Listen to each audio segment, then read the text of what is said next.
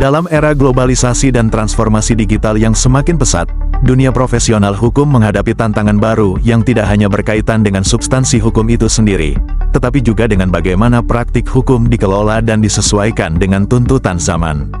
Profesi hukum, yang selama ini identik dengan pendekatan konvensional dan birokratis, kini dituntut untuk lebih adaptif, efisien, dan responsif terhadap perkembangan sosial, ekonomi, dan teknologi.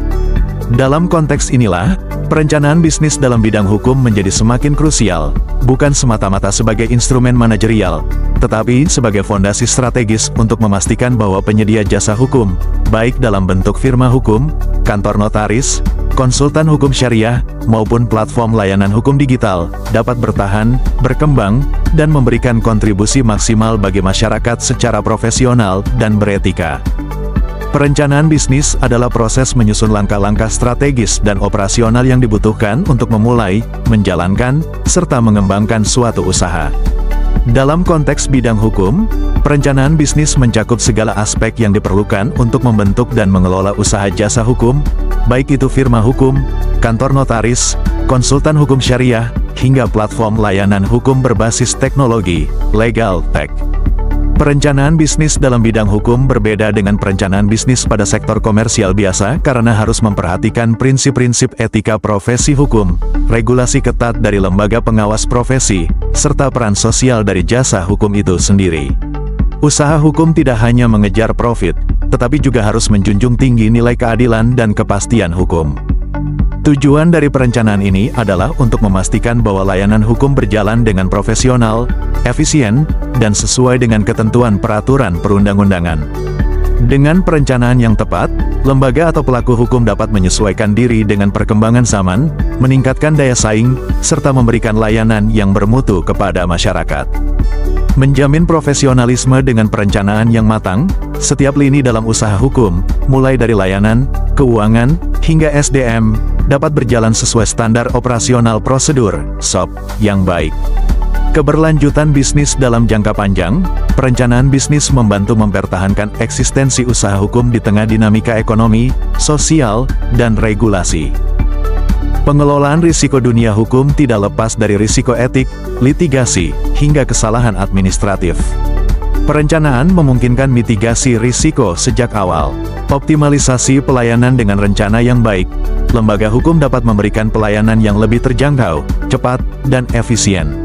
Pemenuhan aspek legal dan etika profesi perencanaan bisnis juga memastikan setiap kegiatan operasional tidak bertentangan dengan hukum dan kode etik profesi. A. Analisis pasar. Menentukan target pasar adalah langkah awal yang sangat penting. Firma hukum atau kantor notaris perlu memahami siapa klien mereka, apakah individu, perusahaan, UMKM, atau lembaga pemerintah. Analisis ini mencakup kebutuhan hukum, daya beli, tren kasus, dan tingkat literasi hukum masyarakat. B. Model bisnis. Model bisnis menjelaskan bagaimana lembaga hukum menghasilkan pendapatan. Beberapa contoh model bisnis dalam hukum. Tarif per jam konsultasi, paket layanan hukum berbasis langganan. C. Struktur organisasi dan manajemen SDM. Perusahaan hukum harus memiliki struktur yang jelas, mencakup posisi seperti managing partner, associate lawyer, legal assistant, paralegal, dan staf administrasi. Pengelolaan SDM juga termasuk pelatihan rutin, evaluasi kinerja, dan rekrutmen yang sesuai kompetensi. D. Rencana keuangan. Komponen ini meliputi proyeksi modal awal, estimasi biaya operasional bulanan, gaji, sewa kantor, perangkat hukum. Estimasi pendapatan dari layanan. E. Aspek hukum dan etika profesi. Setiap usaha hukum wajib memenuhi persyaratan hukum formal seperti izin praktik, NPWP, legalitas badan usaha, serta mengikuti kode etik profesi hukum, seperti Kode Etik Advokat Indonesia. Selain itu, harus patuh terhadap hukum perlindungan data pribadi dan peraturan digitalisasi hukum yang berlaku. Transformasi digital mendirikan platform layanan hukum online, aplikasi konsultasi hukum, hingga penggunaan AI untuk penyusunan kontrak atau riset jurisprudensi. Branding dan marketing digital. Penggunaan media sosial, website profesional, dan konten edukasi hukum untuk meningkatkan eksposur dan kepercayaan publik.